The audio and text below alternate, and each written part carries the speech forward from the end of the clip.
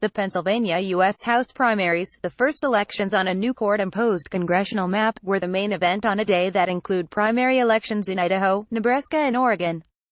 In the hotly contested Democratic primary for the Lehigh Valley House seat being vacated by retiring Republican Rep.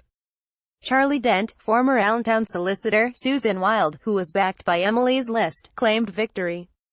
The best-known candidate in the race, Northampton County District Attorney John Morganelli, conceded to Wild. Morganelli was a target of progressives over his stances on abortion, illegal immigration and a series of now-deleted tweets that included praise for President Donald Trump. In the new 1st District, Republican Rep.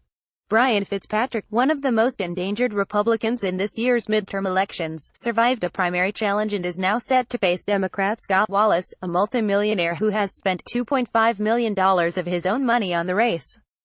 Wallace held off Rachel Reddick, and Emily's List endorsed 33-year-old former Navy prosecutor, to win the primary.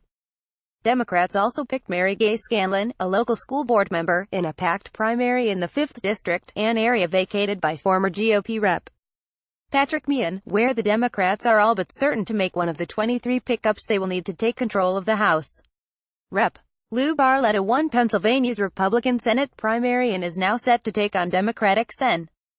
Bob Casey in November. The race is one of 10 Democratic-held Senate seats on the ballot this fall in states President Donald Trump won in 2016. Barletta was an early backer of Trump, and Trump has backed Barletta, recording a robocall for him days ahead of the primary against State Rep. Jim Christiana. Barletta, who was elected in the Tea Party wave of 2010, has taken a hard line on immigration in the Senate. Republicans sought a more moderate candidate for the race but were unable to persuade other prospects to run.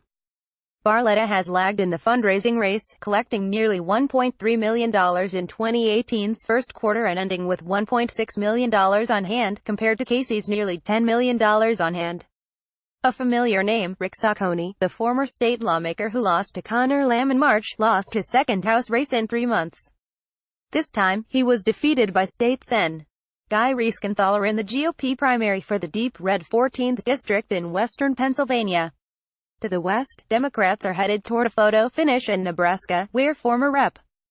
Brad Ashford, a conservative blue dog who lost to Republican Rep.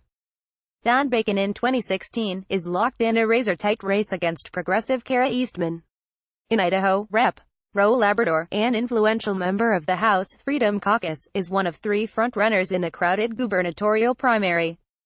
And in Oregon, Republicans are choosing their candidate to take on Democratic Governor Kate Brown in the fall.